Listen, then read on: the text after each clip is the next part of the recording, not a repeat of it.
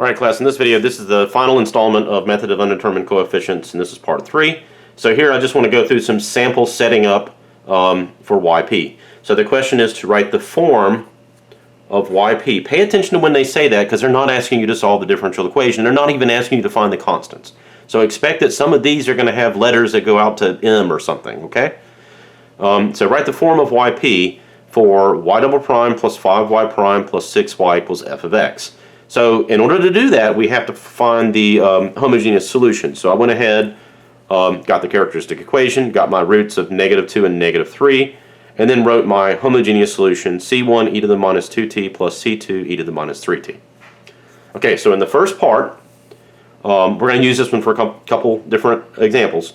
So in the first one, our right-hand side is 3 e to the t plus 4 e to the minus 2t plus t cubed e to the minus 3t. So we're also going to see what happens when we combine parts of the right-hand sides.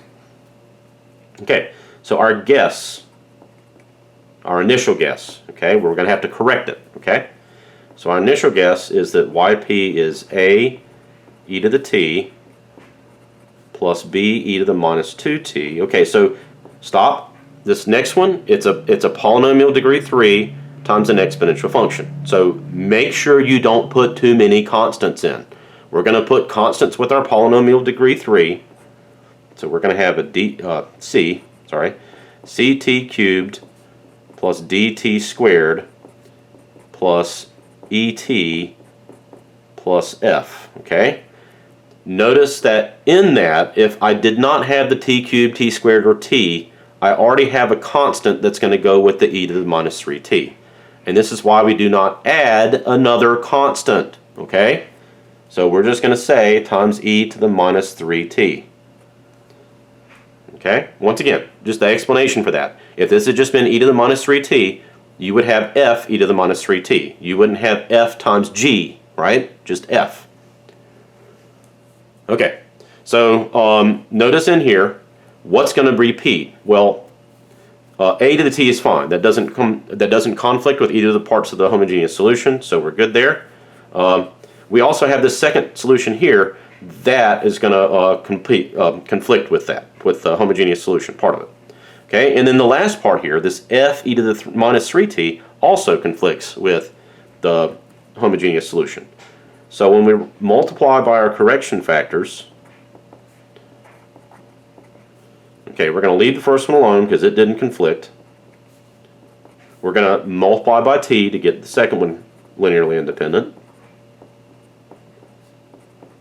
And here, this is the part where you need to be careful. You're not just multiplying the part here that conflicts, you're multiplying the entire thing. So this is all something that goes with one term, that term right there.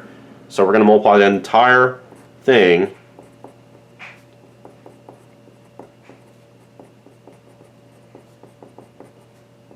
by t.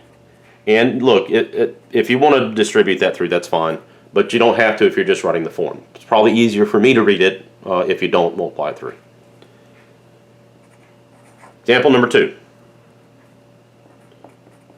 Also, notice that we had, by the superposition principle, we have several different types of right-hand sides. We just add them together. Okay?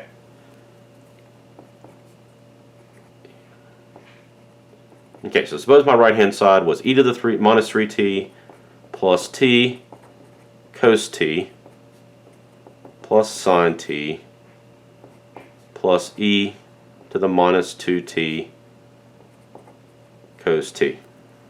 Okay, kind of a big right-hand side, and we have 1. Notice that that in this particular part, both of these are cosine and sine. They're the same type. Okay, so we're going to say that's type 2. And then my third type right here. So this is an exponential times cosine. It doesn't go with that. Okay? So there's a different type of solution, or a different type of right-hand side. So, my initial guess. Okay, so yp would be a e to the minus 3t. Okay, so what happens when you have a polynomial times one and maybe a polynomial of a different degree times the other one? So you're going to have a cosine term and a sine term. They're both going to have the polynomial of highest degree. So in this case, that means we're talking about linear. Okay? So bt plus c times cosine, and a different linear polynomial, so dt plus e times sine. It's very important that both of them get the same degree polynomial and that those polynomials are different. Okay? And then the last one, we have an exponential that's going to get something, but we also have a cosine, which is going to also have to have a sine. Now, e to the minus 2t is something that matches the homogeneous solution, but not e to the minus 2t cosine. So we're safe here. So we're going to have, let's see where we are, f e to the minus 2t cos t plus g e to the minus 2t sine t. Okay, and then the correction,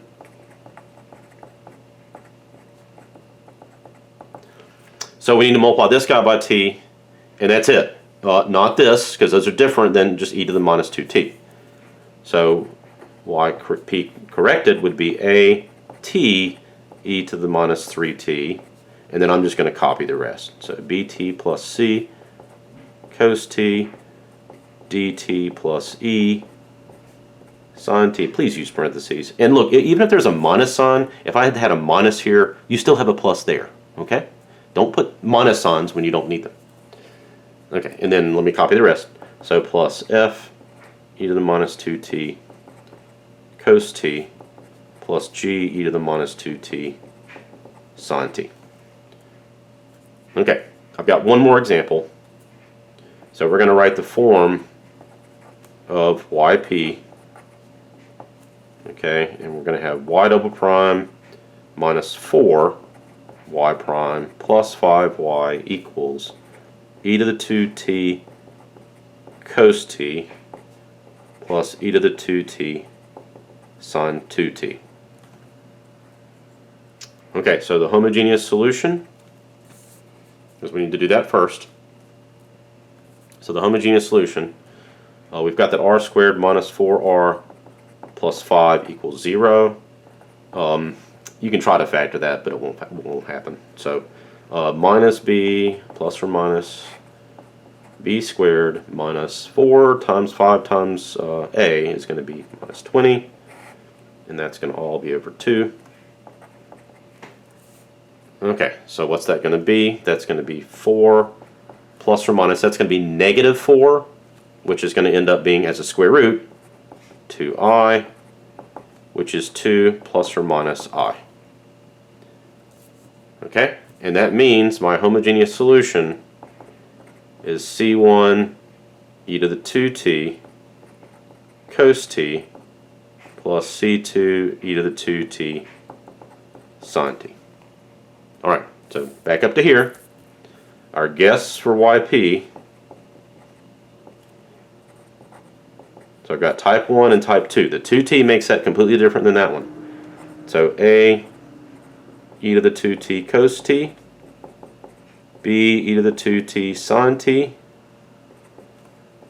and then c e to the 2t cos 2t, because you have to have a cosine and a sine for each one, and d e to the 2t sine 2t. And what's my correction? Well, the e to the 2t cos t, this part down here is repeated with that, and so is the sine, but I only multiply that part, not the whole thing. So a e to the 2t cos t plus b e to the 2t sine t gets multiplied by t, but the other part stays the same and doesn't change. So c e to the 2t cos 2t and d e to the 2t sine 2t. Okay, so these are going to be the ones you're going to have the hardest part with, the parts where you have to sort of correct for linear independence and so forth. Alright, we'll stop this one here, and that's method of undetermined coefficients, last part.